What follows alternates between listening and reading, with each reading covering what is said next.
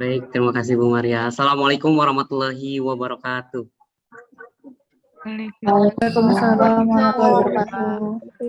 Di sini kakak akan coba sharing pembelajaran kimia. Jadi sharing pembelajaran kimia yang memang sudah dilaksanakan saat ini atau masih dilaksanakan saat ini sama kakak di sekolah kakak. Nah, sebelum memulai itu kakak kenalan sedikit ya biar kalian nggak terlalu canggung nanti. Jadi harapannya setelah presentasi ini mungkin kalau nanti masih ada waktu silakan tanya jawabnya. Kemudian kalau emang butuh tutorial-tutorial yang harus dilakukan secara bersama-sama, yang mana itu tertarik buat kalian terapkan nantinya pada saat mungkin kalau kalian PKM itu kan bisa saja digunakan. Nah, sharing pembelajaran kimia yang pertama Bapak saya udah 2 tahun ya ngomongnya, jadi Bapak terus. Nah ini untuk tampilan share screen-nya muncul gak ya PowerPoint-nya?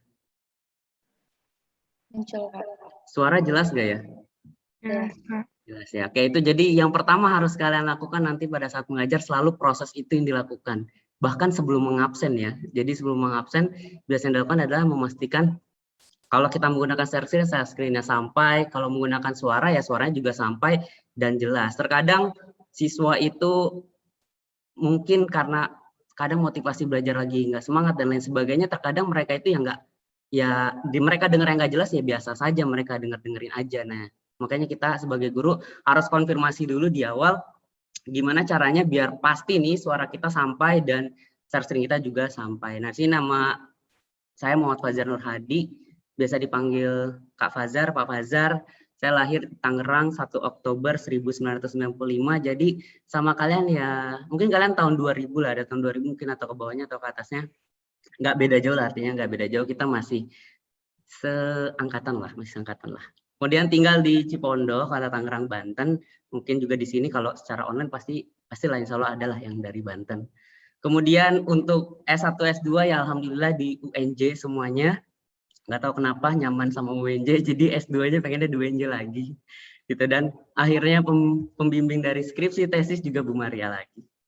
S1-nya pendidikan kimia alhamdulillah 3,86 dan alhamdulillah juga kemarin bisa diberikan kesempatan untuk lulus 3,5 tahun. Jadi alhamdulillah walaupun memang perjuangannya buat 3,5 tahun tuh banyak banget tantangannya, sempat pengen nggak jadi tapi akhirnya ya alhamdulillah bisa. Kemudian untuk S2-nya normal aja, belum bisa 1,5 tahun jadi 2 tahun. PK-nya alhamdulillah naik 0,01, 3,87. Ya standar pada anak-anak yang rajin doang lah ini. Anak-anak rajin insya Allah juga kayak gini. Oke, kemudian untuk organisasi, selama di kampus organisasi mungkin terjunnya lebih ke arah legislatif. Nah ini yang paling tertulis mungkin Ketua BPMF MIPA, pada saat itu pernah menjabat di Ketua BPMF MIPA, dan untuk ke eksekutifan atau kehimpunannya lebih aktifnya di IKHIMKI, pasti kalian tahu ya, Ikatan Himpunan Mahasiswa Kimia.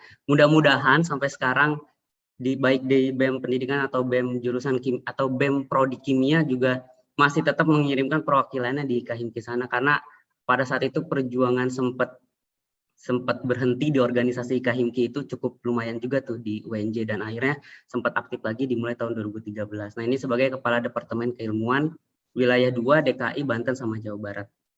Untuk artikel alhamdulillah sudah ada 4 artikel publikasi, tapi sampai tahun ini belum ada kemungkinan publikasi lagi karena memang belum ada penelitian-penelitian yang dilakukan. Yang mudah-mudahan nanti ada penelitian PTK yang bisa dilakukan dan nanti bisa bekerja sama lagi dengan khususnya Bu Maria dan akhirnya bisa publikasi lagi. Kemudian saat ini kerjanya di SMA Islam Al-Azhar BSD.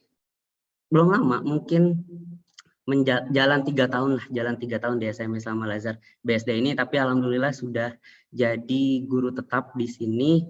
Ya mungkin salah satunya karena keberhasilan dididik oleh dosen-dosen UNJ, jadi pihak yayasan pun percaya sama saya dan akhirnya 2,5 tahun itu cukup cepat kalau di sini untuk diangkat. Oke, ini yang mau di-sharing. Pembelajaran kimia di masa pandemi SMA Islam Al-Azhar BSD. Jadi mungkin nanti tujuannya adalah pengenalan ke kalian terkait ICT dalam pembelajaran kimia. Cuman Bapak, saya mengarahkannya penjelasannya mungkin dari awal adalah dari apa yang saya alami di masa pandemi ini, dan khususnya memang masa pandemi ini jadi momentum banget lah, jadi momentum banget buat perubahannya. Tadi yang saya katakan bahwa pandemi itu ya selain mungkin yang kita kenal virus dan kawan-kawannya, mungkin yang saya rasakan sangat adalah momentum terbaik meningkatkan kemampuan guru di bidang ICT. Ini benar-benar momentum terbaik nih. Jadi orang atau guru yang mau dan tidak mau, ya harus mau. Jadi momen ini benar-benar momentum buat harus mau. Nah, efeknya apa? Efeknya yang terhadap mahasiswa itu harusnya nanti jadi jauh lebih siap ketika memasuki dunia pendidikannya. Karena mungkin saat nanti kalian masuk ke dunia pendidikan, proses pembelajaran masih melihat nih nanti apakah masuknya PTM, apakah sudah kembali normal, atau mungkin ada yang lain sebagainya. Nah, itu harusnya kalian sebagai mahasiswa ini sudah mempersiapkannya, terutama dalam metode atau dalam mata kuliah ini, mata kuliah ICT. Kalau sekarang guru-guru tuh bener-bener, wah, mungkin kalau kita yang muda-muda oke-oke aja nih, larinya ya biasa aja, kita ngerasa kayak jalan aja. Tapi mungkin guru-guru yang mungkin udah ya 10 atau 20 tahun ngajar di sekolahnya masing-masing, mungkin agak kejar-kejaran juga ketika di masa pandemi ini, karena semuanya berubah, proses pembelajaran pun juga berubah.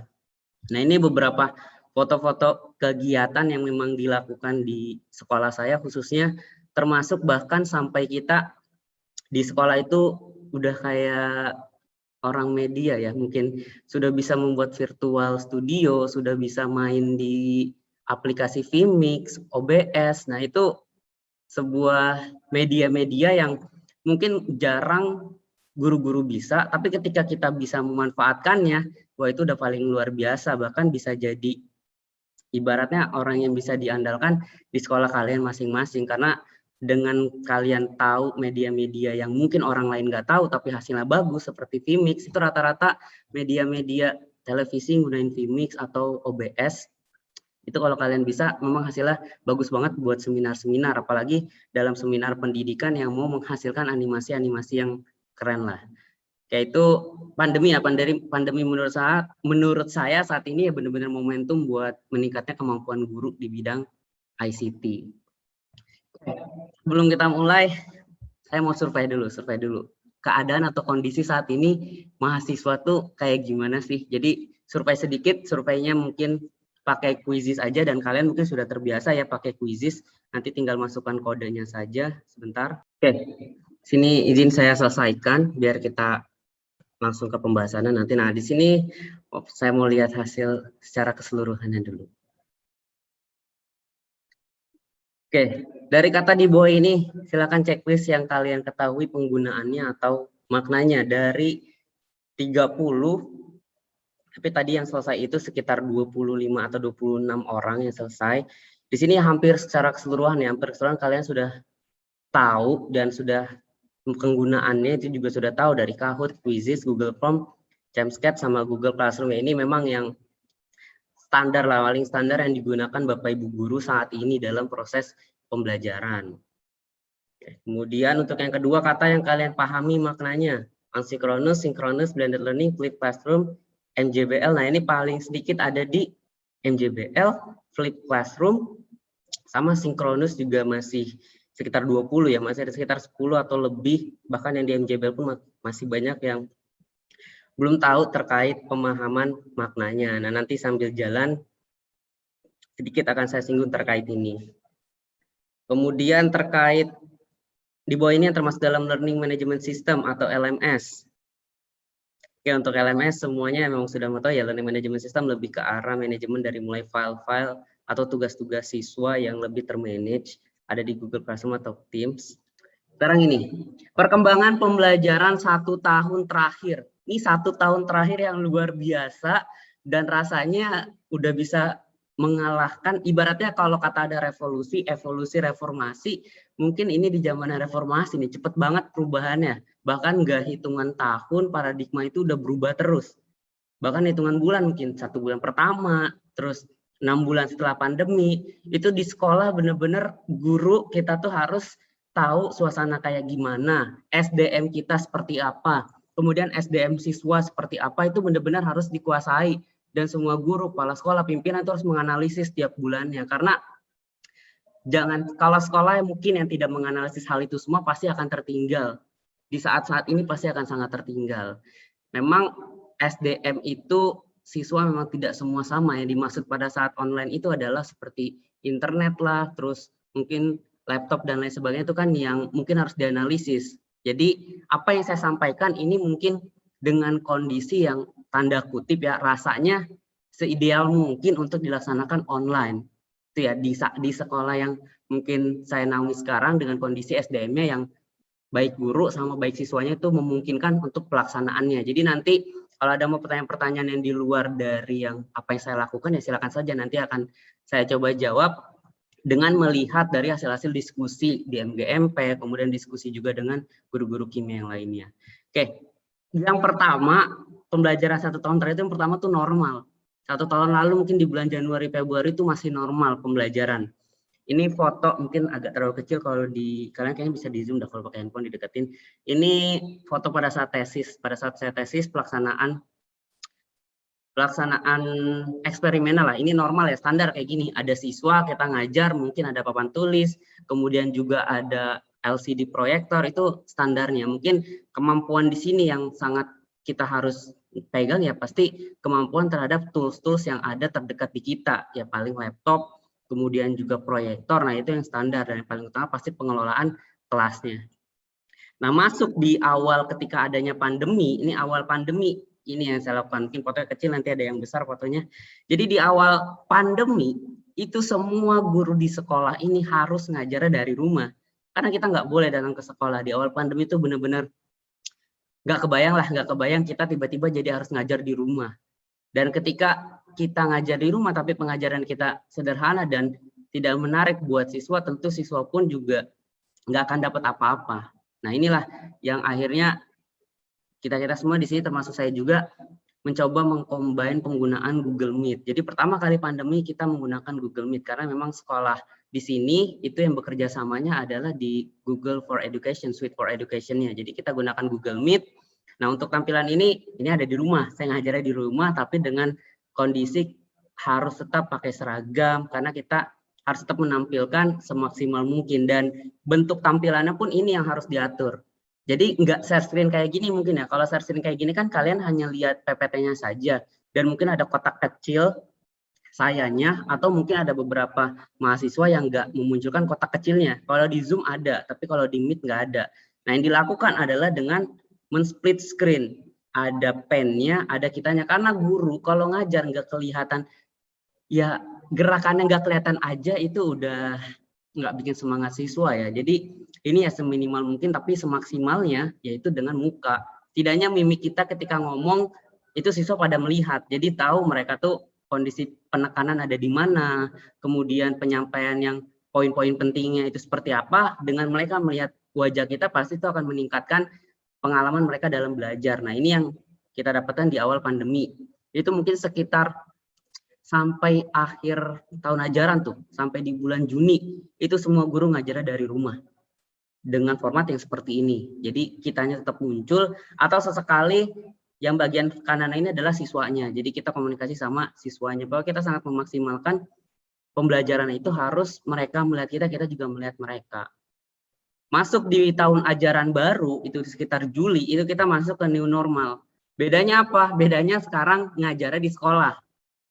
Kita datang ke sekolah online. Harapannya apa pada saat itu? Harapannya adalah menstandarisasi semua pembelajaran. Jadi baik di rumah sama di sekolah itu harus distandarisasi. Karena kalau dulu di rumah lagi ngajar, toilet, ada yang jualan bakpao, ada yang jualan lain sebagainya, itu sangat distract banget sebenarnya kalau buat siswa. Mereka tertawa sedikit aja di saat konsen tuh udah ngedistract. Makanya di awal new normal kita boleh kan, para pekerja itu sudah boleh mulai masuk tapi dengan protokol yang sangat ketat. Pada saat itu akhirnya ya Bapak Ibu guru tuh ngajar di kelas, satu orang satu kelas, bahkan ada yang di ruang guru. Saat itu saya dapetnya di ruang guru. Jadi benar-benar satu ruangan nggak ada orang lain selain diri kita sama komputer yang ada. Dan itu masih memanfaatkan laptop pada saat itu yang ada, laptop kita sendiri. Jadi pada saat new normal cuma beda tempatnya aja. Nah masuk yang saat ini sedang dilaksanakan itu adalah PTM terbatas. Nah mungkin ini yang tadi nggak terbayang ngajar online sama offline. Sama, dulu juga saya dan kawan-kawan tuh nggak terbayang nih ngajarnya gimana ya. Kalau dua seperti ini, sampai akhirnya kita riset dulu, akhirnya nemu ya blended learning atau hybrid learning, di mana konsep utamanya adalah ICT.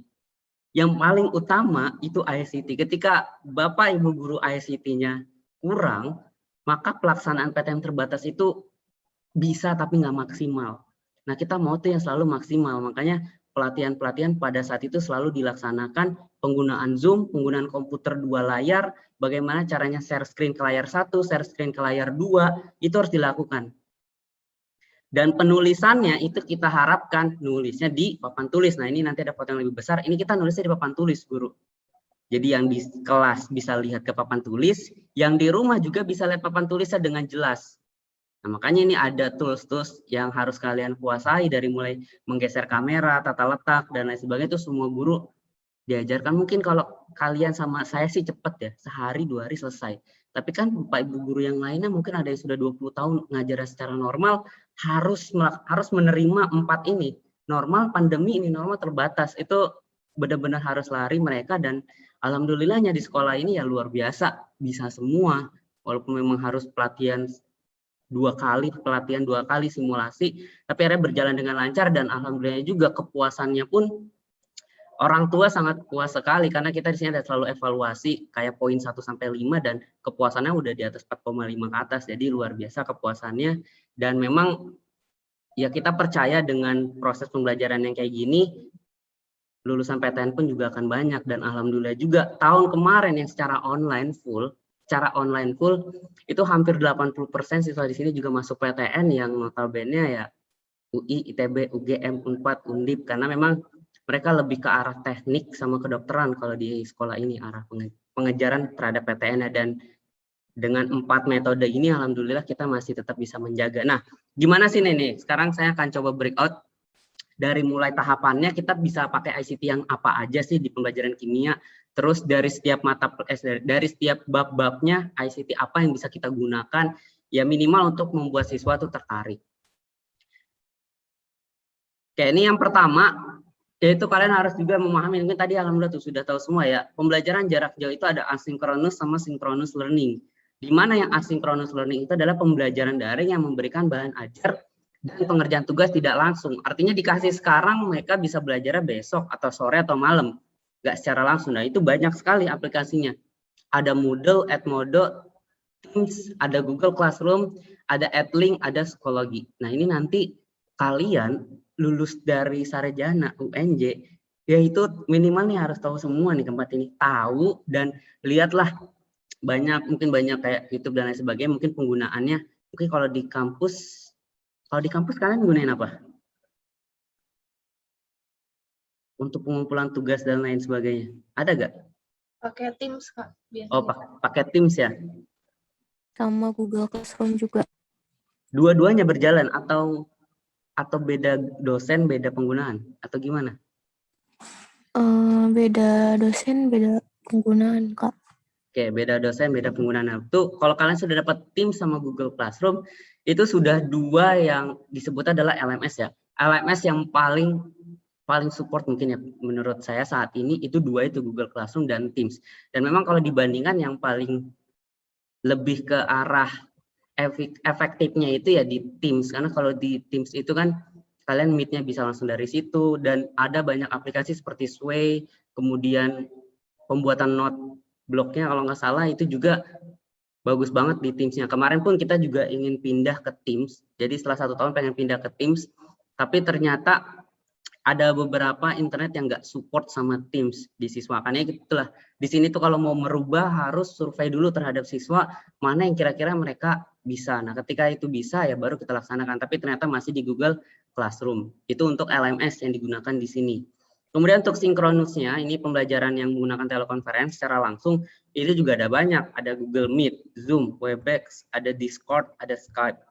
Nah, mungkin di sini menggunakannya Zoom, dan kita juga akhirnya beralih dari Google Meet ke Zoom. Nah, sebenarnya sayang banget sih ketika beralih itu, yang mana Google Meet itu kita sudah bekerja sama menggunakan akun Google for Education itu, tapi akhirnya dengan ada sedikit kendala. Nah, itu kendala yang harus kita ketahui, seperti kamera yang tidak muncul atau kita tidak bisa melihat siswa pada siswa sudah menyalakan kamera, itu jadi penting ya. Itu menjadi hal yang penting dalam proses pembelajaran secara online. Karena kita guru itu harus memastikan mereka itu ada. Dan kita guru juga harus lebih pintar dari siswa. Kita harus tahu dan bisa ngebedain mana siswa yang menggunakan kamera asli, mana siswa yang menggunakan video. Apalagi kalau gunain Zoom ini gampang banget gantinya pakai video kan. Video 15 detik seolah-olah memperhatikan mata ngedip gerakannya standar kiri kanan. Itu udah ya mungkin di antara kalian ada yang pernah mencobanya. Nah, itu banyak siswa pasti yang kayak gitu dan kita guru harus tahu, harus jeli. Karena kita mau kalau ngajar mereka pun ada. Itu yang paling penting. Mereka kalau ada di depan komputer aja dengerin, itu insya Allah pasti terseraplah pembelajaran online ini. Dan memang alhamdulillahnya juga sinkronus di sini itu berjalan dengan lancar. Mungkin di sekolah-sekolah lain ada yang sinkronusnya ini kurang. Kenapa kurang? Karena tadi SDM tadi ya, SDM di mana mungkin siswa tidak memiliki device yang mumpuni ataupun kuota internet yang belum tercukupi. Nah, itu kan banyak hal-hal mungkin yang bisa mengganggu di synchronous learning ini. Nah, apa yang bisa dilakukan ya? Kalau sinkronusnya tidak bisa secara terus-menerus ya di asinkronusnya yang harus diperketat atau harus diperkuat kembali. Cuman kembali lagi di asinkronus ini jangan sampai nanti jadinya guru itu cuma ngasih tugas. Nah, ini yang harus di-manage nanti sama guru asinkronus itu sebenarnya apa sih tugas atau mereka belajar mandiri. Nah, itu yang harus dipahami. Oke, ini metode yang dua hal ini harus kalian pahami dan pada saat PTM dua hal ini udah benar-benar harus dianalisis. Jadi guru kimia di sini MGMP kimia itu menganalisis mana materi-materi yang esensial sama mana materi-materi yang non esensial. Artinya yang esensial itu yang mana kita harus ajarkan karena itu akan ketemu lagi mungkin nanti di kelas 11, di kelas 12 atau ya sebagai strategi masuk PTN ya materi-materi yang keluar pada saat ujian masuk PTN. Nah, untuk materi-materi yang non esensialnya ini materi yang jarang keluar pada saat ujian PTN atau dia materinya bisa berdiri sendiri dan anak pun juga bisa membacanya atau melihat video-video mungkin seperti minyak bumi, terus misal koloid yang kayak seperti itu bisa di asynchronous learning. Kita bisa memberikan video dari YouTube, mereka belajar dari video kita, nanti ketemu cuma tinggal dikonfirmasi saja. Jadi satu kali pertemuan sudah full satu bab itu bisa diajarkan. Nah, itu yang harus dianalisis, mengcombine antara teknologi sama kemampuan kognitif kita. Nah, mungkin lanjut. Nah, ini tahap. Jadi saya akan coba breakdown dari mulai tahap perencanaan sampai evaluasi yang selama ini saya gunakan di ICT-nya.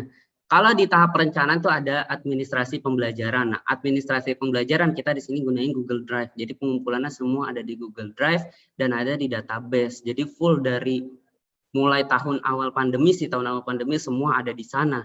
Dan efeknya apa? Efeknya ya pimpinan sangat mudah untuk mengecek administrasi kita, RPP-nya sudah sampai mana, terus mungkin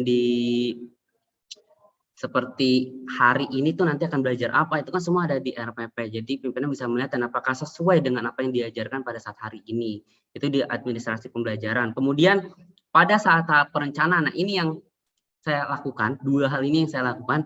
Yang pertama itu adalah media pembelajaran.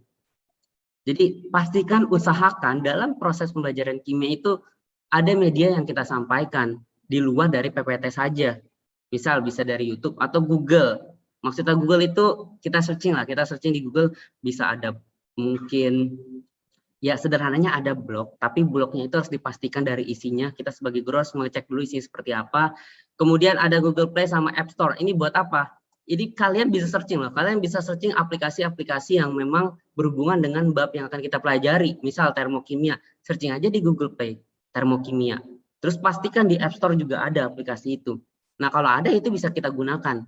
Nah, ini yang di searching nih di tahap perencanaan tuh harus benar-benar media pembelajaran dicari. Kemudian yang di bawah ini gambar apa nih? Ada yang tahu nggak? Ini gambar apa? Ada yang tahu nggak?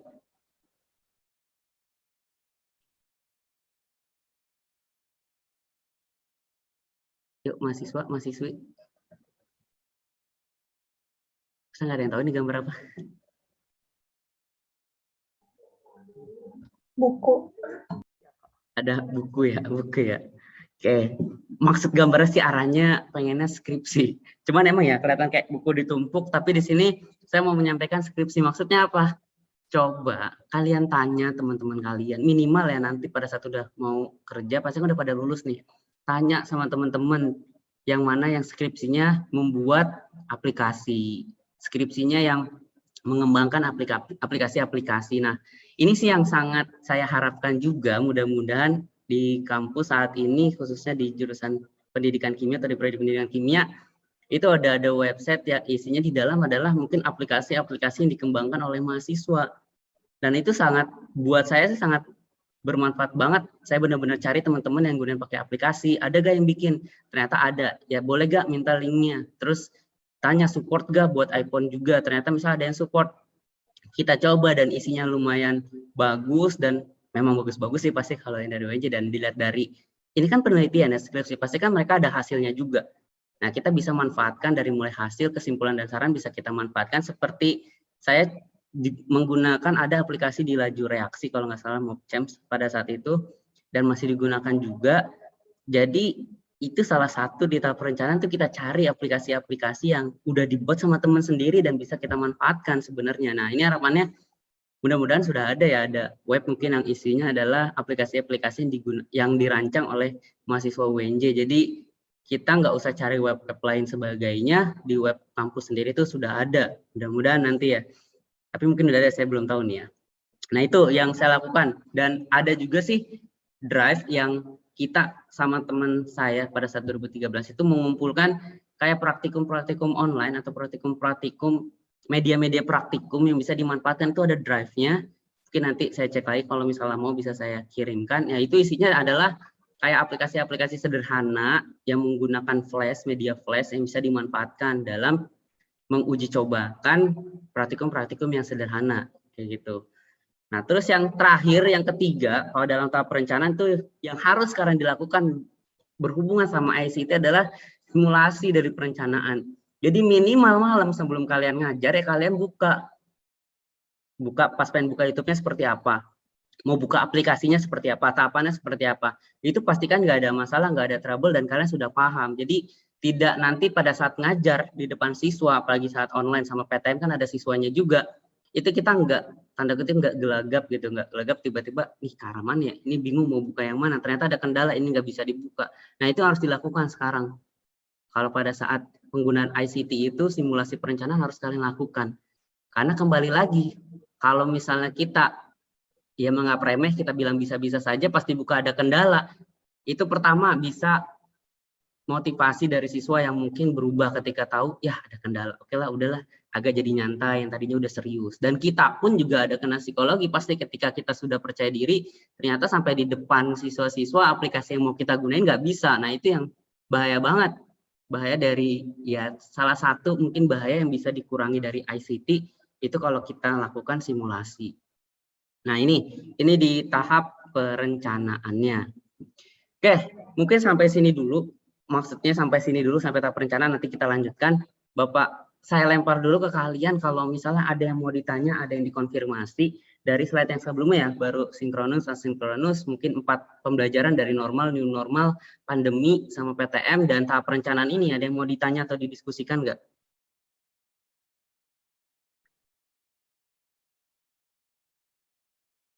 Silakan kalau ada yang mau ditanya.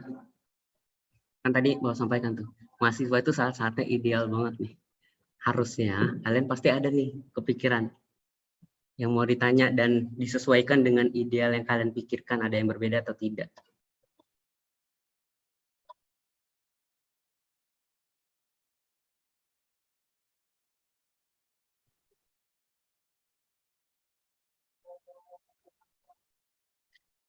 Nisrina ada, Nisrina Fatin Amira.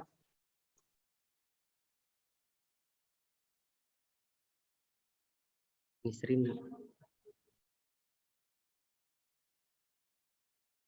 Nisrina. Waduh. Ini baru dipanggil satu nama, tiba-tiba udah ada yang live 2 nih.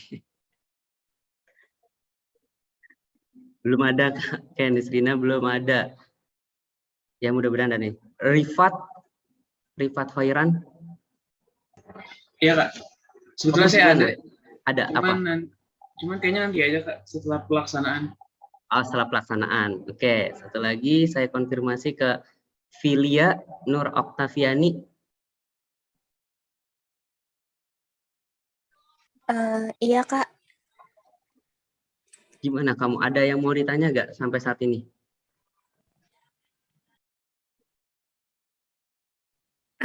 Sebenarnya saya mau tanya, ini Kak yang skripsi itu, cara Mm-mm. kita tahu bahwa misalkan cutting kita tuh buat media pembelajaran kayak aplikasi itu kita bisa tahunya di mana gitu Kak? Ya.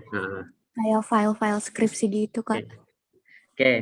Ya baik, terima kasih pertanyaannya. Jadi tadi yang saya sampaikan bahwa saya juga sampai saat ini belum nemu apakah mungkin sudah ada ya pengembangan. Jadi pada saat itu mungkin pernah dengar sih adanya laboratorium pendidikan atau apa ya Bu Maria, mungkin gitu pernah dengar gitu, tapi nggak tahu nih saat ini sudah terbentuk enggak, bahwa pengumpulan dari hasil-hasil skripsi yang ada hubungannya dengan R&D, Research and Development. Nah, di situ dikumpulkan ya hasil aplikasi-aplikasi pada saat pengembangan skripsinya. Tapi mungkin kalau memang belum ada saat ini ya mudah-mudahan nanti bisa jadi masukan buat dari kalian juga ke Ibu dosen, semoga ada yang terbuat karena memang sangat dicari nih sama Bapak Ibu guru kalau pada saat ngajar tuh. Ya kalau saat ini saya carinya gimana? Carinya ya saya tanya teman saya. Terutama teman saya yang ada di bidang R&D, pasti mereka hubungan dengan kakak tingkat yang dengan R&D pasti ada semua. Kan rata-rata kayak gitu. Jadi kalau kalian cari R&D, carinya teman kalian nanti yang R&D. Pasti teman kalian sudah komunikasi sama kakak tingkat. Nah, dia punya R&D apa? Apakah ada yang bisa di-share? Paling kayak gitu kalau saat ini yang saya lakukan, mencarinya kayak gitu doang. Karena memang belum ada pengumpulan, sepertinya belum ada pengumpulan di suatu link. Yang mudah-mudahan nanti ada plugin di UNJ, di website UNJ, yang mana itu hasilnya di dalamnya ada link-link aplikasi-aplikasi yang selama ini dikembangkan oleh mahasiswa atau mahasiswinya. Jadi ya sejauh ini kamu nanti ya komunikasi sama teman aja. Jadi pastikan nih grup kalian itu nanti setelah pada lulus itu saling share, saling berbagi. Ibaratnya itu adalah MGMP kimia kalian pertama. Karena nanti kalau udah kerja ya ada lagi MGMP kimia kota, MGMP kimia provinsi, sampai MGMP kimia nasional. Tapi yang pertama kali MGMP ya ini teman-teman kalian sendiri. Paling itu dulu jawaban saya ya, Filia. Kemudian di sini ada direct message. Di sini ada pertanyaan nih. Kak, saya izin bertanya, apabila ketika kita mencoba survei, ternyata sekitar 90% bisa memakai aplikasi itu, apakah kita bisa mengorbankan 10% yang tidak bisa? Oke, pertanyaan yang bagus terkait aplikasi. Jadi kalau dalam pembelajaran itu kan kita harus menyamaratakan seluruhnya. Jadi sebenarnya tidak ada yang bisa kita korbankan, bahkan tuh 10%. Kalau di saat tidak pandemi, pada saat normal, saya tuh sempat pakai aplikasi dan ternyata ada beberapa handphone yang nggak support. Nah itu seperti apa? Gimana? Maka kalau kayak gitu kita buat kelompok sebenarnya. Kita buat kelompok, nanti setiap kelompok itu minimal ada 1 atau 2 handphone yang dapat digunakan untuk aplikasinya. Lalu gimana pada saat mereka ingin belajar di rumah? Nah kita akan menyarankan setiap isi dari aplikasi itu bisa di screenshot, kemudian disimpan dan dikirimkan di setiap grup kelompoknya. Nah itu yang pernah saya lakukan tuh. Jadi ketika ada aplikasi yang tidak bisa. Namun gimana kalau dalam posisi yang online seperti ini? Kalau dalam posisi online dan benar-benar siswanya nggak bisa mengumpul di kelas, ya mau nggak mau kalian cari aplikasi yang memang bisa tersupport untuk semuanya. Lalu gimana kalau misalnya ada siswa yang tadi kondisi di rumahnya mungkin tidak ada internet dan lain sebagainya. Nah ini jadi strategi buat sekolah juga, dan mungkin jadi sebuah dilema. Tapi kalau dari saya sih strateginya adalah tetap memaksimalkan 90% yang bisa, jadi gunakan aplikasi itu. Bagaimana yang 10%-nya? Ya harus cari alternatifnya. Jadi jangan juga misalnya sebenarnya idealnya dengan aplikasi itu kita manfaatkan, tapi kita melihat ada 10% yang tidak bisa, ya kita downgrade, itu jangan juga. Tapi lebih baik cari alternatif buat yang 10%-nya ini. Yang kita tahu bahwa dengan alternatif ini juga bisa mencapai tujuan pembelajaran yang sama dengan menggunakan aplikasi yang ada. Nah itu ya strategi lagi dari kalian. Pokoknya kalau dalam ngajar itu ya ibaratnya seni, kalian harus tahu nanti momentum-momentum ketika dapat kondisi kayak gini tuh harus kemana, kayak gini harus gimana. Itu seninya dalam ngajar. Kayaknya nanti jangan sampai ya yang tadi ya harus dipikirkan lah, jangan sampai udah nggak jadi aplikasinya itu, kita nggak jadi, kita pakai yang ini aja nih, Bapak kirimkan Google Form aja. Nah itu kan udah downgrade ya, udah turun, udah jadi yang biasa saja. Nah itu sayang banget. Jadi kalau 90% sih cukup lumayan tinggi, dan nanti 10%-nya carikan alternatif. Bukan berarti mereka ya kita korbankan aja, enggak gitu, tapi cari alternatifnya. Ya, oke. Terima kasih tuh yang sudah ada yang tadi menanya. Baik, Bapak lanjut ya, Bapak lanjut. Sekarang ke tahap, oh ini sebelum tahap pelaksana ada materi. Jadi ini rangkuman materi kelas 10, 11, 12 yang selama ini diajarkan. Sebelum pandemi juga, ini materinya. Di kelas 10 ada metode ilmiah, hakikat ilmu kimia, struktur atom, sistem periodik unsur, ikatan kimia, larutan elektrolit, hukum dasar, sampai stoikiometri. Nah, dari materi ini yang pernah saya ajarkan dan gunain aplikasi-aplikasi itu, ini ada YouTube.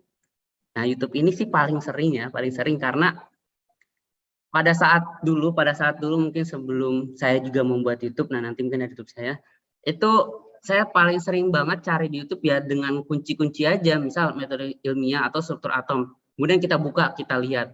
Nah, bagaimana memilih yang bagus? Milih yang bagus adalah pastikan di YouTube-nya itu nggak menampilkan sosok. Jadi kalau kita sebagai guru mau menampilkan YouTube, jangan ada sosok orangnya. Jadi jangan kita menampilkan YouTube pada saat di kelas orang seperti orang ngajar, tapi orangnya bukan kita, itu jangan. Nah itu yang nggak bagus. Jadi lebih baik cari yang cuman kayak tangan doang, pergerakan nulis, animasi kayak gitu. Nah itu yang bisa kita berikan ke siswa, dia menarik sama videonya, kita bisa menjelaskan di tengah-tengah video itu atau di akhir video itu. Nah ini udah paling gampang lah, itu media pembelajaran paling gampang saat ini itu adalah YouTube. Kemudian di sini ada Chemscat. Pernah saya pakai di mana? Chemscat itu ada 2 pernah dipakai, 3. Itu saya pakai di hakikat ilmu kimia, kemudian ada struktur atom sama ikatan kimia. Nah bukan hakikat, metode ya. Di metode ilmiah itu pada saat pengenalan alat-alat lab. Nah itu kan banyak banget tuh di Chemscat. Alat-alat lab, gambar-gambar, jadi kita nggak perlu cari-cari lagi di Google, ya tinggal dibuka aja di bagian yang laboratoriumnya, semua alat-alat tuh ada. Nah kita bisa ngenalin di situ. Itu kalau bener-bener full online tuh. Tapi bisa juga kalau misalnya mau demonstrasi ya tinggal dikumpulkan aja alat yang ada di sekolah, kita tunjukkan ini ada alat apa, jadi siswa juga bisa melihat. Nah kemudian pada saat di struktur atom ya ini paling gampang. Struktur atom ya kayak misal mau mengenalinnya ada atom-atom dengan jumlah elektronnya berapa, itu bisa juga. Terus bentuk atom mereka biar terbayang. Lanjut masuk ke ikatan kimia. Di ikatan kimia lebih mudah lagi kan, jadi mereka tahu yang dimaksud ikatan kovalen tunggal kayak gimana, ikatan kovalen rangkap 2 itu bentuknya kayak gimana. Ya bagusnya sih molimod kan, mungkin pada saat online nggak mungkin semua punya molimod, jadi ya kita gunain atau kita manfaatkan Chemscat ini. Nah lalu kalau larutan elektrolit itu pakai apa? Nah saya pernah gunainnya ya di laboratorium Maya, itu ada tuh sederhana banget di laboratorium Maya, sama di PET Interactive Simulation, nih pasti nih kalian tahu semua. Jadi kalau nggak ada di PET ya saya cari juga di laboratorium Maya, atau tinggal searching di Google, itu juga ada aplikasi-aplikasi yang bisa kita manfaatkan. Biasanya dia bentuknya flash, nah itu mudah kalau flash. Nah ini di materi kelas 10 yang pernah saya gunakan aplikasi-aplikasi ini. Nah lanjutnya di kelas 11, itu ada dari hidrokarbon, minyak bumi, termokimia, laju reaksi, keseimbangan asam basa, hidrolisis, penyangga, koloid, KSP. Nah mungkin KSP yang terakhir karena ada beberapa kadang nggak kita kurangi untuk KSP karena memang sudah tidak masuk kurikulum secara inti untuk yang KSP. Nah untuk pembelajaran yang kelas 11 ini yang nggak beda jauh sih, dari YouTube paling banyak, kemudian ada PET interaktif, laboratorium Maya, sama nah ini laju reaksi yang dimaksud di sini saya gunain aplikasi pada saat pembelajarannya. Jadi siswa silakan download atau cari aplikasi yang sudah kita arahkan pada saat itu, aplikasinya aplikasi yang digunakan pada saat skripsi. Nah ini materi-materi ini termasuk satu lagi deh, sekalian langsung yang kelas 12 nggak jauh, jadi cuma 3 ini. Sejauh ini saya masih gunain 3 ini antara YouTube, PET sama laboratorium Maya aja. Dan tadi ya YouTube-nya tidak menggunakan yang ada orangnya, jadi kita udah jadi guru, masa harus ada guru di dalam kelas kita? Nah itu kan yang nggak bagus. Jadi lebih baik cari yang nggak ada guru, hanya suara, dan suaranya juga yang jernih, kemudian videonya juga kita lihat aja menarik. Nah itu siswa senang.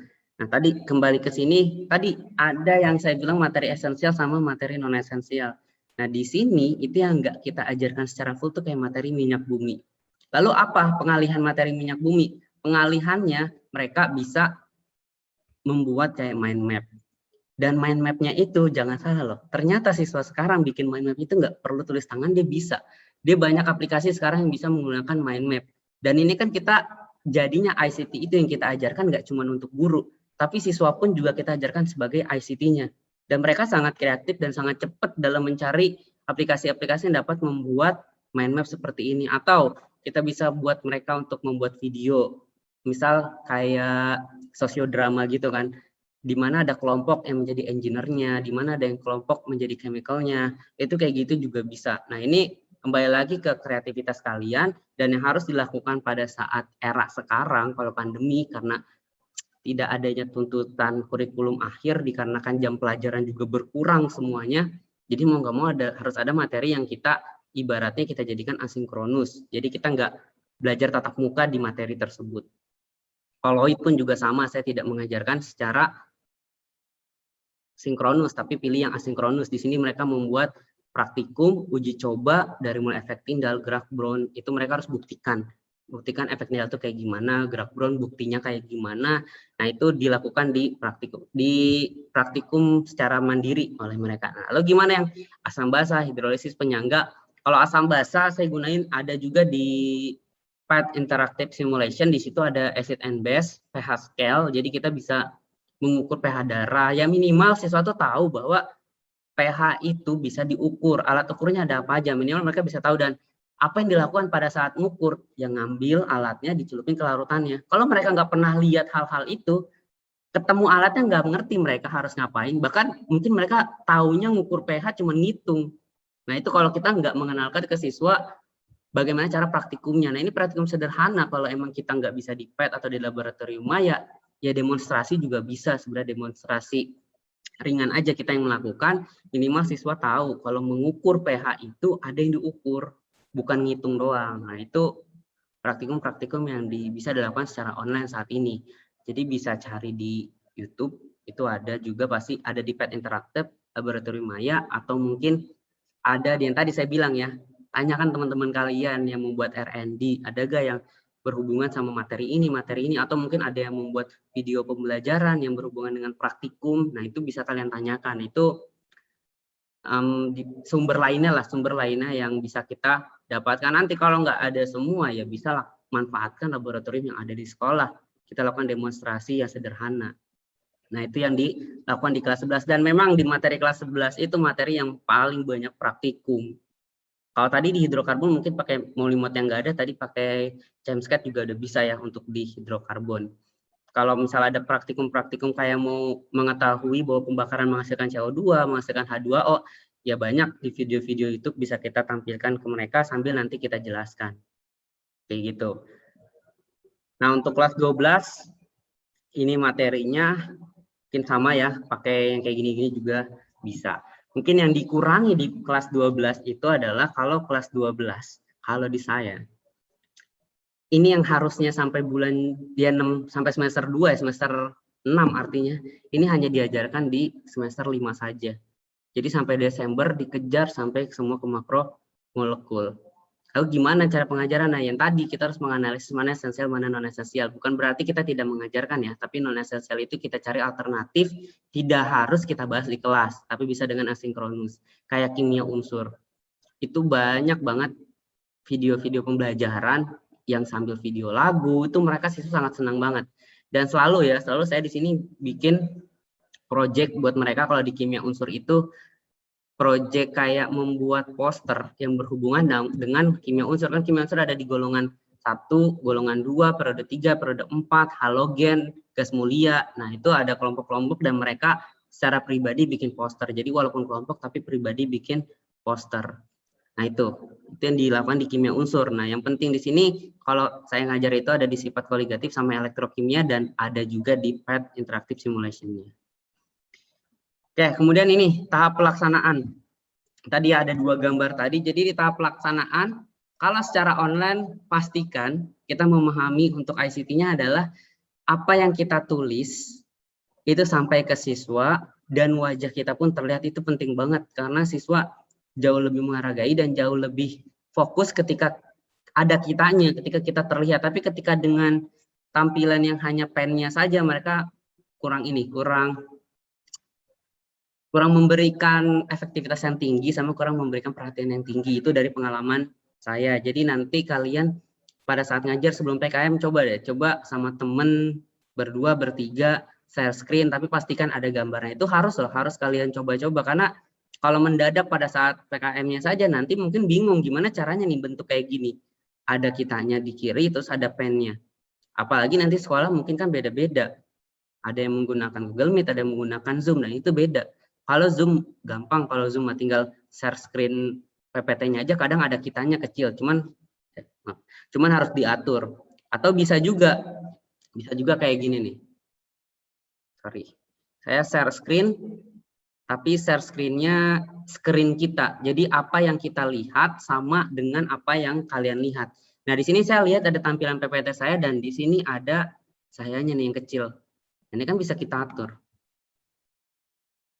Kita pilih ini aja, tapi diperbesar. Nah, ini harus kalian kuasai juga. Jadi nanti pada saat presentasi ya ada kitanya. Nah, itu bisa juga, walaupun siswanya nutup tab yang ini, tapi kan karena kita share screen yang ada ininya, jadi share screen yang ada kitanya ya, walaupun mereka tutup tetap ada. Kayak gitu. Nah, itu penggunaan Zoom. Kalau di Zoom tinggal share screen yang screen-nya. Nah, itu juga sedikit ilmu kecil doang, tapi kalau kalian tahu dan bisa terapkan tuh efeknya bisa beda. Oke, lanjutnya, nah di sini sih ada gambar mouse sama gambar pen tab ya. Jadi ini tulisan saya pertama kali awal pandemi itu pakainya mouse. Ini saya tulis nih pakai mouse. Kebayangkan gimana cara nulis pakai mouse tuh? Ya agak pletot-pletot gimana gitu, nggak rapih, tapi ya di awal pandemi ya apapun yang ada, apapun yang kita punya harus dimanfaatkan. Nah, ini saya gunakan pakai mouse sampai baru awal tahun ajaran baru, nah barulah beralih ke pen tab. Ya sama aja sih sebenarnya mah, kalau kita pakai mouse sudah terbiasa, nulis pun juga ya lumayan lah, siswa pun juga bisa ngeliat. Nah, yang dipastikan adalah komunikasi. Pastikan komunikasi ke siswa, ada yang jelas atau tidak, terlihat jelas atau tidak. Kalau tidak ya harus dirubah, harus diganti. Nah, itu komunikasi harus penting. Nah, ini di awal-awal nih. Ini pada saat pandemi awal saya di rumah ngajarnya tuh. Kemudian sudah di pandemi new normal itu sudah masuk di kelas masing-masing dan sudah memanfaatkan komputer atau memanfaatkan alat-alat yang sudah ada. Nah, kemudian yang saat ini itu adalah tahap pelaksanaan itu PTM. Nah, untuk PTM ini ada dua yang paling komponen utama yang harus kalian kuasai, itu kemampuan ICT. ICT-nya apa? Nih, kemampuan kalian menggunakan tools, menggunakan laptop kalian, memaksimalkannya gimana, menggunakan komputer yang ada, share screen gimana biar siswa di kelas melihat, tapi siswa di rumah juga bisa melihat. Nah, jangan gunakan kamera untuk menyorot PPT kita, pasti nggak akan jelas untuk siswa.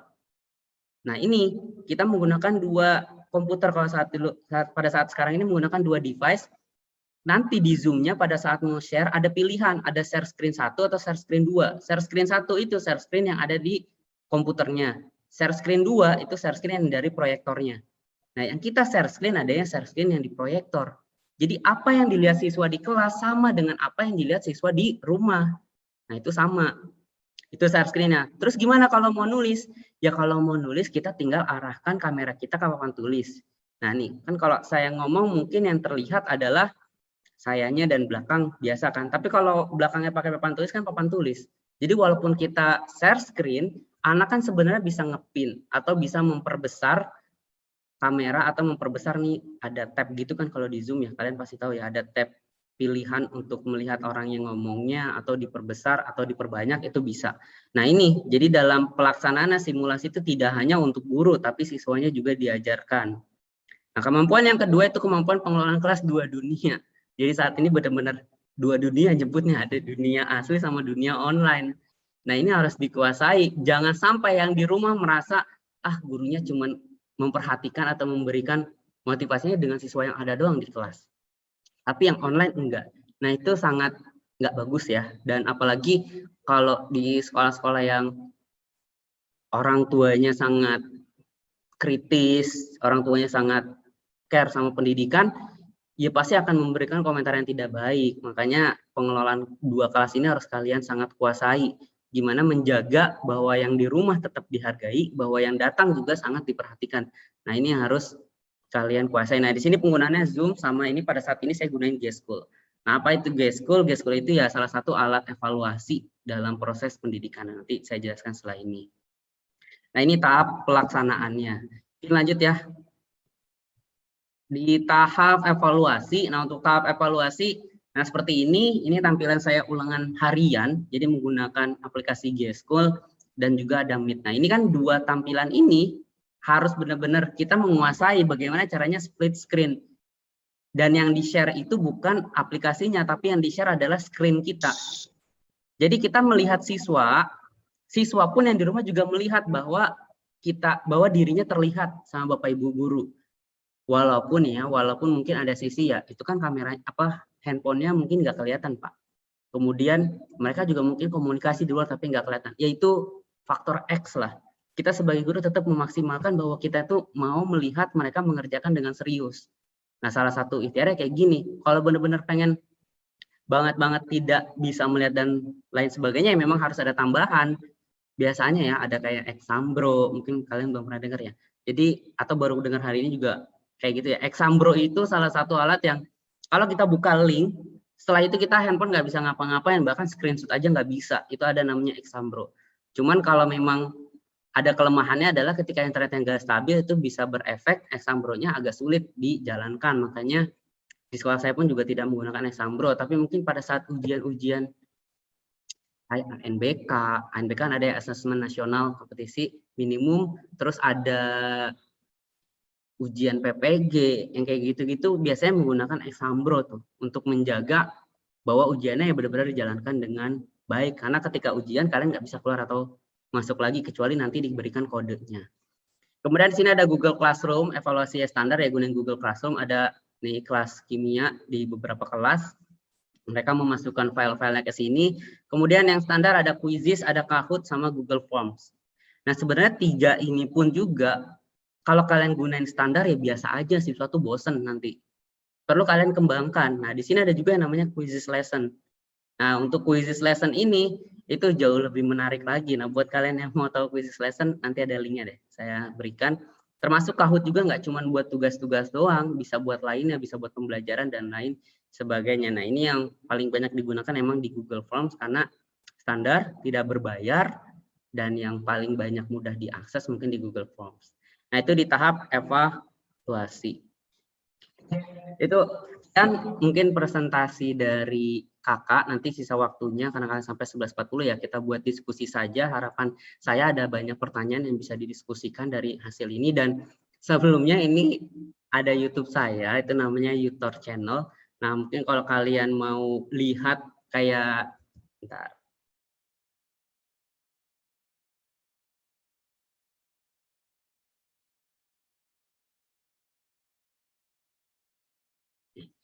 Ada ya baru sebulan 2 bulan sih, tapi udah emang tertarik aja buat sharing-sharing ke guru-guru yang lainnya terkait pembelajaran. Nah, ini dari mulai ada penggunaan G-School itu seperti apa, terus tutorial Quizzes sederhana ya, ada tutorial Google Classroom, kemudian ada studio mini sekolah. Ini saya jelasin studio mini yang minimal ada di sekolah kalau mau melaksanakan seminar-seminar.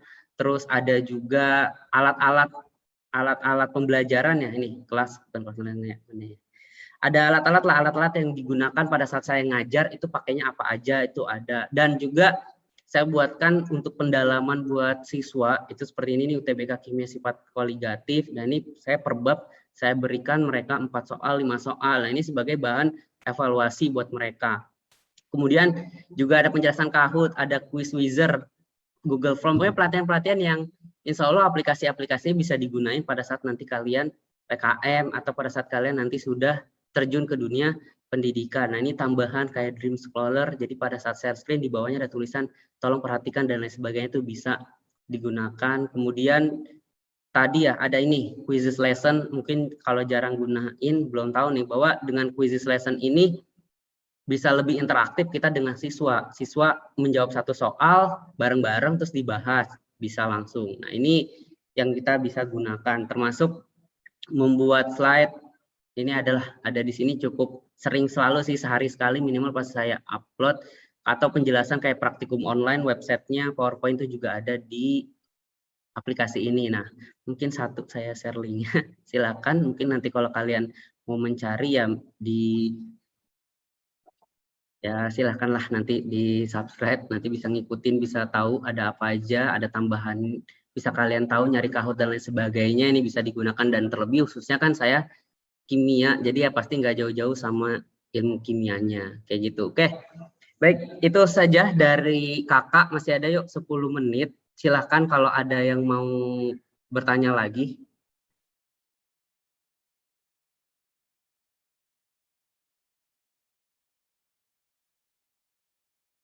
Oke, silakan kalau ada yang mau bertanya boleh mikrofon atau di chatnya. Saya izin bertanya, Kak.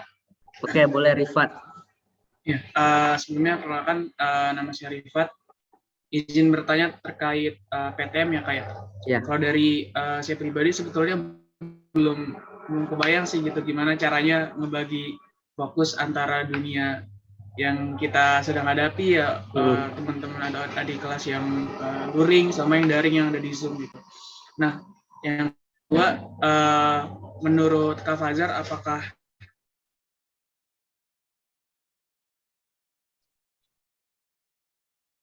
efektif atau lebih efektif pembelajaran jarak jauh gitu? Mungkin itu, Kak. Oke, baik. Terima kasih Rifat untuk pertanyaannya. Jadi yang pertama itu belum terbayang gimana caranya membagi fokus untuk ngajar di PTM ini.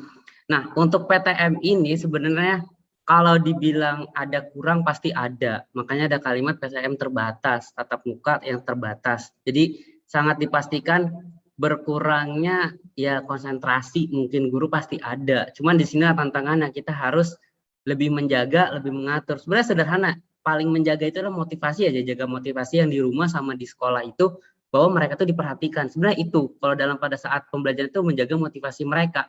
Gimana caranya? Ya pada saat kalian ngajar, mungkin mata kalian kan memang ke siswa yang ada di sini.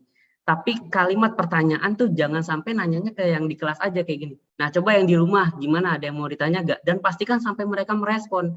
Kalau mereka nggak respon, jangan, kita sebagai guru jangan diem terus akhirnya oke, berarti saya lanjut ya. Enggak gitu.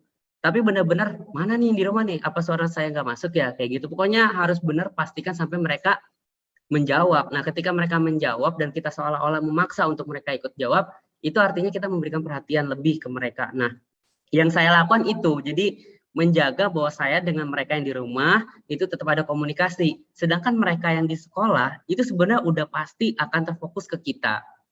Nah, kita lebih menjaga yang di rumah sebenarnya. Karena kalau yang di sekolah itu mudah. Ketika kita ngajar, kita sedikit mata nyorot ke mereka tuh mereka udah langsung terasa diamati lah. Kayak gitu itu udah selesai. Tapi kalau yang di rumah itu mereka lebih banyak ke arah suara. Jadi kita tanya, gimana, ada yang mau ditanya gak? Terus sebut nama salah satu yang ada di online. Nama yang lagi online kalian sebut aja satu. Kayak tadi Bapak nanya misalnya sebut kayak gitu. Itu mereka akan lebih, oh berarti gurunya juga melihat juga ke yang online. Nah, ini yang harus dilakukan. Jadi jangan terus-terus yang ada di kelas aja. Misal mau bertanya, kalian mau nanya, utamain kalau menurut saya sih ke online. Misal mau nanya nih, apa rumus dari mol? Yuk, yang di rumah. Nggak ada yang jawab, sebut nama. Satu nama. Nah, udah mereka baru yang di kelas. Gitu aja. Atau terkadang ketika kita nanya yang di kelas tuh udah otomatis aja jawab. Karena mereka yang di kelas itu jauh lebih merasa proses pembelajaran sehingga mereka lebih tertarik dan lebih mengikuti. Jadi tanpa kita sebut nama yang di kelas pasti ikut jawab. Tapi yang online ini yang benar-benar harus kita sedikit perhatikan ketika udah motivasinya terlepas karena kita seolah-olah cuma ngajar yang di kelas, udah mereka nggak akan dengerin dari awal sampai akhir. Jadi kuncinya sih di komunikasi aja Rifat, komunikasi dengan tanya jawab dan lain sebagainya. Nah nanti kalau masalah proses ngajarnya itu, ya tadi yang bilang kalian harus bisa menguasai Zoom, bagaimana share screen di kelas sama share screen untuk yang di rumah. Kalau kalian sudah di depan kondisi itu, sudah ada alatnya, sudah masuk ke tempatnya, pasti nanti bisa. Mungkin kalau masalah terbayang atau tidak saat ini ya agak sulit terbayang, tapi kalau udah dilaksanakan itu bisa. Oke, terus yang kedua tadi, itu pertanyaannya apa tadi? Yang kedua tadi apa Rifat?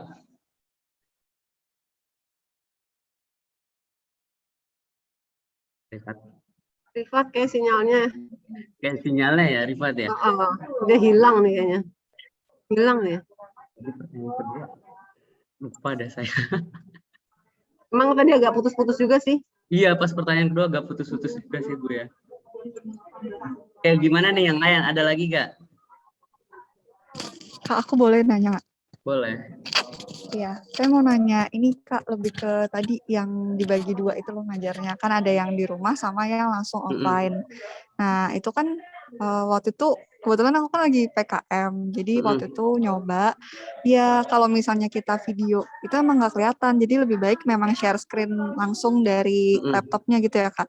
Tapi Iya. tuh nggak tahu pilihan share screen 2 itu gimana sih Kak, soalnya kayak nggak tahu ada pilihannya atau enggak, terus ya seperti yang Kakak bilang juga, di rumah kan juga pasti tetap perhatiin, tapi kadang Iya. guru tuh lebih terfokus sama yang ada, yang offline, misalnya Mm-mm. pas ditanya, yang jawab yang offline-nya dulu kan, pasti yang ditanggepin gitu. Iya. Yang online-nya kadang malah jadi ya apa ya, nggak terlalu diperhatiin gitu. Mm-mm. Udah Oke. itu sih paling tentang Zoom-nya sama yang Mm-mm. offline gitu. Makasih. Iya, sama-sama. Oke, baik. Tadi yang saya jelaskan terkait Zoom itu, di sini kita menggunakan dua. Jadi kita nggak hanya monitor saja, tapi menggunakan monitor dan proyektor. Dan ini lebih ke arah device-nya. Ketika komputer itu ada dua colokan, jadi VGA ke komputer, VGA ke monitor sama VGA ke proyektor. Nah itu kalau ada dua itu, ketika dicolokin, muncul share screen 1, share screen 2. Tapi kalau nggak ada dua itu cuma satu, share screen 1 aja. Terus gimana, bisa nggak? Bisa, sebenarnya share screen 1 saja, cuman memang kalau di sini sih pengennya guru itu bisa memantau yang di rumah, melihat gambar. Jadi di monitor itu gambar zoom-nya kecil-kecil, tapi di proyektor itu share screen PPT-nya. Nah kalau memang nggak ada, cuman ada satu, yang nggak masalah. Pada saat menjelaskan mau share screen, ya share screen aja, share screen PPT biasa aja. Jangan share screen komputer, tapi share screen PPT. Nah nanti kan di kita tuh muncul kotak kecil, ya kita perbesar biar bisa lihat siswa-siswanya. Terus pada saat kita mau menulis gimana? Ya share screen-nya dimatikan. Share screen-nya dimatikan. Nah, nanti kalau kita ngomong pasti siswa kan bisa ngepin ya, tinggal dipin aja. Titik 3 kita ajarkan mereka untuk ngepin, pasti kan akan full. Atau mereka tinggal ganti aja ke pilihan jangan yang galeri, tapi yang speaker. Nah, ketika mereka ganti yang pilihan speaker kan yang ngomong pasti akan terlihat full kan di monitornya. Nah, pada saat kita mau menjelaskan tulisan ya udah share screen-nya di stop dulu, tapi kamera diarahkannya ke papan tulis. Nah, itu proses kalau misalnya memang hanya ada satu monitor. Nah, yang tadi ya memang kalau jangan sampai yang online itu kita abaikan, ya itu tadi. Pastikan suara itu masuk dengan cara komunikasi ke mereka yang ada di rumah, terus tanya jawab, sebut nama yang ada di rumah, 1-2 nama disebut, itu udah menjaga banget motivasi mereka yang ada di sana. Kayak gitu, Aurelia. Oke Kak, makasih. Nanti dicoba deh. Makasih. Iya, sama-sama. sarannya. Oke. Oke, apakah ini ada Rifat nih? Apakah PTM lebih efektif daripada PJJ atau sebaliknya? Oke, jadi pilihan kalau PTM sama PJJ sepengalaman saya saat ini, kalau masalah lebih efektif PTM sih. Kenapa sih PTM? Karena kalau di PTM itu kalau di sini tuh kita survei. Kita tuh nggak memilih siswa siapa yang mau masuk PTM sama enggak. Tapi siswa yang milih mau masuk ke PTM atau enggak. Nah dengan cara gitu kan berarti siswa yang milih mau PTM itu karena mereka merasa di online itu nggak efektif buat mereka. Tapi buat yang mereka tetap mau online dan nggak PTM, ya karena mereka merasa online itu juga efektif. Nah artinya dengan PTM, kalau kita gurunya bisa menguasai dua, ya dua-duanya jadi efektif. Siswa yang datang karena mereka nggak merasa efektif online. Jadi dengan datang mereka efektif. Nah siswa yang di rumah, memilih di rumah karena mereka merasa efektif di rumah. Ya nanti juga dua-duanya jadi efektif. Nah nanti tinggal dievaluasi, dilihat dari hasil proses pembelajaran. Nah jadi sejauh ini sih lebih ke PTM yang menurut saya sih lebih efektif karena menyesuaikan kemauan siswanya juga. Cuman tantangannya di bagian bidang kesiswaan justru gimana memastikan siswa datang dengan protokol kesehatan, siswa pulang tanpa harus mampir ke tempat lain dan sebagainya, itu aja. Oke, baik Bu Maria, sudah pukul 11.37 ya Bu. Iya, waktunya sudah habis ya. Terima kasih Kak Fajar. Terima kasih sharing pengalamannya ya, best practices-nya. Mudah-mudahan bermanfaat untuk para mahasiswa sebagai bekal.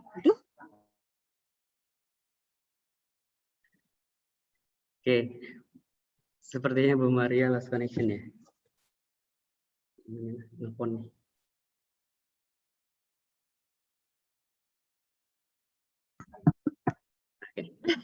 Saya terlempar nih, sinyalnya jelek sekali di Bogor. Iya, Saya Bu. di Bogor. Jadi sekali lagi terima kasih. Mudah-mudahan apa yang disampaikan Kak Fajar bermanfaat untuk kalian. Saya yakin bermanfaat dan kita bisa menjadi banyak alternatif untuk melakukan pembelajaran daring. Luar biasa gitu sharingnya. Terima kasih Kak Fajar, terima kasih mahasiswa. Sama-sama, Bu Maria. Nanti mohon recordingnya dan semuanya dikirim ya Kak Fajar. Siap, Bu. Jangan lupa untuk di-subscribe juga ya yang lain. Oh ya, tolong di-subscribe ya ininya YouTube-nya Kak Fajar biar makin semangat bikin konten-kontennya ya yang yang sangat bermanfaat gitu ya, bisa kita pakai juga nanti kalau kita mengajar. Baik, para mahasiswa, selamat berakhir pekan ya, ini sudah hari Jumat. Kak Fajar, salam buat Mbak Anissa dan babynya. Iya, Ibu. Terima kasih, Bu. Dua-duanya bimbingan ibu, suami istri. Baik, terima kasih ya Kak. Kita foto bersama dulu ya. Kita buka kameranya boleh? Oke, boleh yuk. Buat kenang-kenangan. Kemarin sama Kak Irsan di foto nggak? Ada yang foto bersama nggak? Nggak ada yang berinisiatif ya? Bu. Oh, gimana? Anissa harusnya berinisiatif.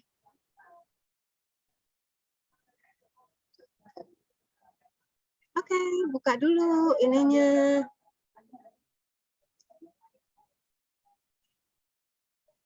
Senang nggak kalau ada best practices begini?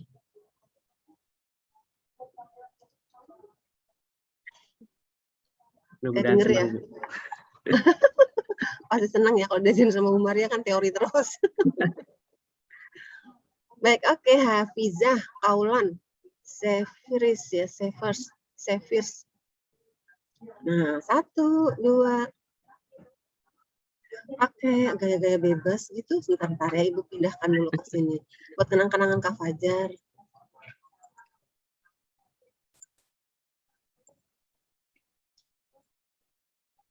Bentar ya, yang keduanya. Sesi. Ada 2 layer.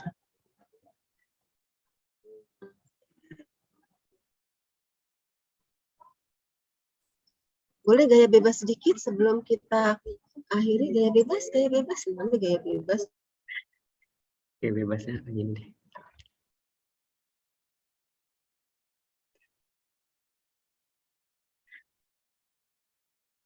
Oke, Bu Marianya keluar. Nah, udah. Oke, sangat tidak bersama. Oke, ya. 1, 2, 3. Oke, terima kasih. Oke, makasih Bu Maria dan yang lainnya. Salam sehat Pamit ya, Bu. Ya, Banyak Assalamualaikum. Waalaikumsalam.